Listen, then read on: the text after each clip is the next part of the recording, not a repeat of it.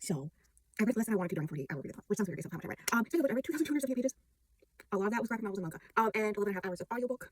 Right. The first book I read was Little Jesus by Jess Turner. It was Arc that I had comes out April 2nd, I believe.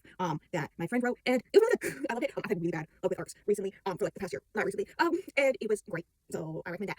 Then I finally finished Door in the Dark. Finally, been reading it since December technically. And I'm giving it a 3. I am gonna continue the series. The ending, plot, twist, revelation thing, was just enough to intrigue me to continue the series. That being said, most of the book was me sitting there being bored, which feels wild because characters are being chased by their undead friend, killing them, off by one. So but I was bored 3 stars. Then I read The Stranger by Albert Camus. How about how you pronounce it? Because I figured I might as well read a classic. For once this year. Another 3 stars. It was fine. It was fine. It was quick. And it was whatever. I think it was late at night when I read it, so I think that's why it didn't hit as much as I expected. But with their reviews, I get why people enjoyed it much more than I did. But it was fine, 3 stars. I read the 4th book, yes, of the Black Dagger Brotherhood series, Liberal Revealed. Some points I had to read that. Some point I was sitting there like, what the fuck is this book? Also at one point I was looking up something in the universe to understand something because I gotta read these books closer together because there's actual plot along with Vampire Slant, so I gotta read them closer together. And so I was trying to remember how the specific species works, and why people hate them.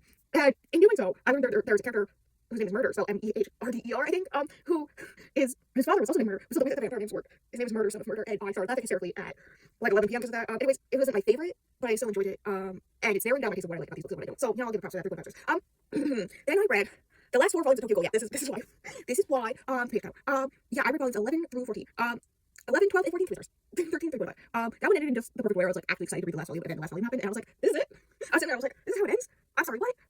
It was I really wish I had stopped at the end of the arc that is, I think, volume 7 and 8. I think 7 is my favorite one. I think that's the one I rated 4.5. I wish I had ended at 8, which is funny. That's so funny for you and me, because that is how I initially stopped. And then I started to restart so that I could read the whole series. So I love how I did this. But I finished the series finally. So, there's that. I read a Katie Robert Dark Lotus short story. I think it was like 15 pages, the Zeus and Heroine, and whatnot. I didn't like put on my read some photograph or any of that stuff. I just read it for the readathon, and so I didn't give it a rating, but it is making me more excited for their book. And I have not read any of the books in the series in a long time just because I am very, not mid, I'm just like, I'm not excited for any of them until that one. So I'm just sitting there waiting. And then Fever Brain Me read a whole entire graphic novel, Always Human, which I enjoyed. Art style, gorgeous, beautiful. The whole book is gorgeous, beautiful.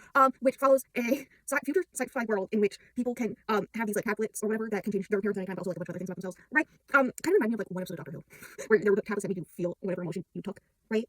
You know what I'm about? I don't know. Anyway, it was like that, and then the main character who is basically changing her appearance a lot, and that way of life meets a girl who has this disease where basically she's allergic to the tablets, right? So she can't take them. Technically she can, but she has to be in the hospital for like months and months to be able to take them. Like there was this really important cancer one that makes it so you can't get cancer cells. It seems important, right? So in order to take it, she had to be in the hospital for like 3 months, right? And so it's basically their romance and dealing with dating somebody who is completely different from you, not by choice and whatnot. And it was really cute. And yeah, that's it. That's that. 4 stars. And then I went to it and slept a lot. Anyways, until next week, which is gonna be a busy one. It's gonna be a busy one, fam.